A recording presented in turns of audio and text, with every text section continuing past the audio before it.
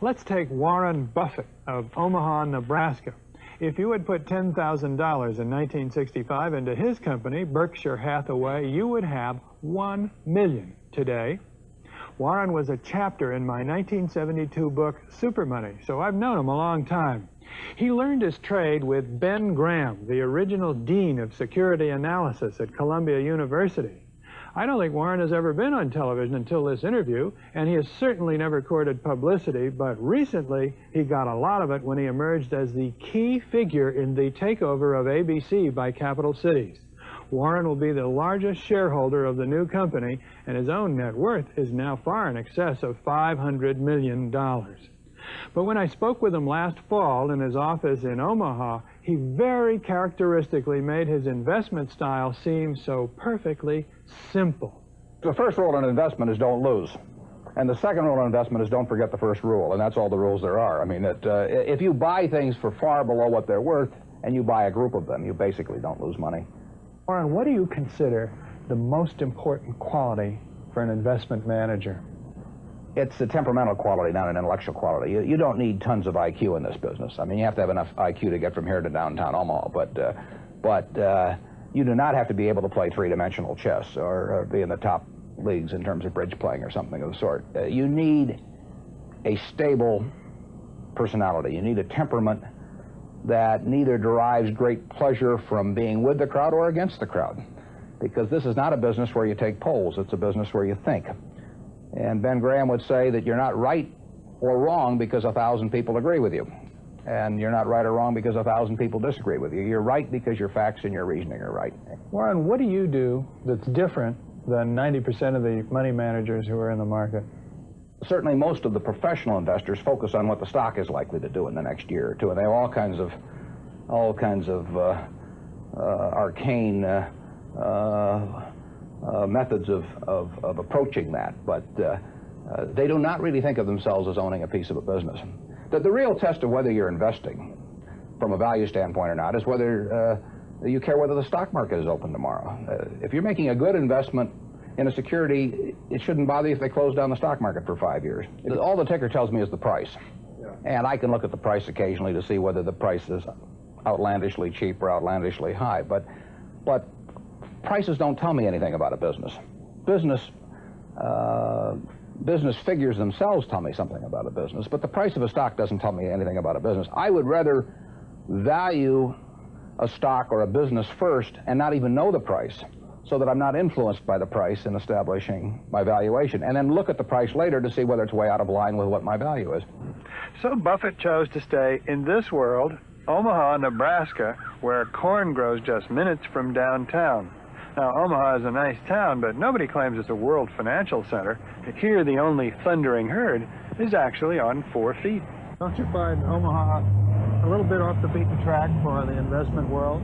Well, believe it or not, we get mail here, and we get periodicals, and we get all the facts needed to make decisions. And unlike Wall Street, you'll notice we don't have 50 people coming up and whispering in our ear that we should be doing this or that this afternoon. You appreciate the lack of stimulation here? I like the lack of stimulation. We get facts, not stimulation here. How can you stay away from Wall Street? Well, if I were on Wall Street, I'd probably be a lot poorer. You get overstimulated in Wall Street, and you hear lots of things, and you may shorten your focus, and a short focus is not conducive to long profits. And here I can just focus on what businesses are worth, and I don't need to be in Washington to figure out what the Washington Post newspaper is worth, and I don't need to be in New York to figure out what some other company is worth. It's an intellectual process. Well, and the less static there is in that intellectual process, really the better off you are.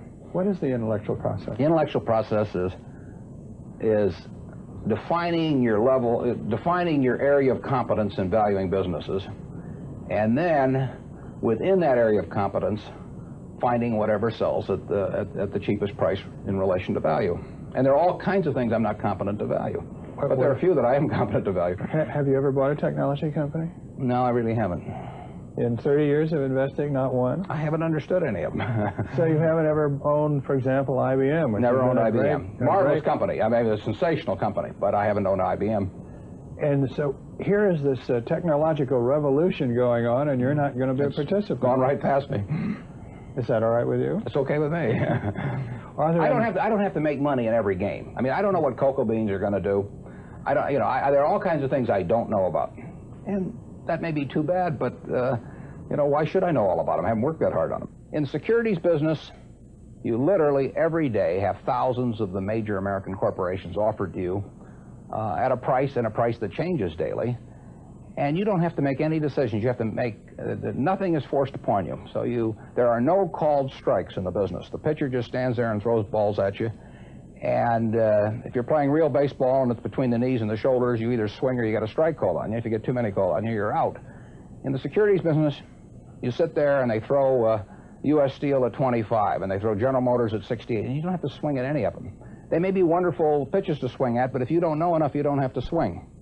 And you can sit there and watch thousands of pitches, and finally you get one right there where you want it, something that you understand, and then you swing. And so you might not swing for 6 months. You might not swing for 2 years. Isn't that boring? It would bore most people, and certainly boredom is a problem with most professional money managers. If they try to sit out an inning or two, not only do they get somewhat antsy, but their clients start yelling, "Swing, you bum!" From the stands, and that's very tough for people to do. Warren, your approach seems so simple. Why doesn't everybody do it? Well, I think partly because it is so simple. That the academics, for example, focus on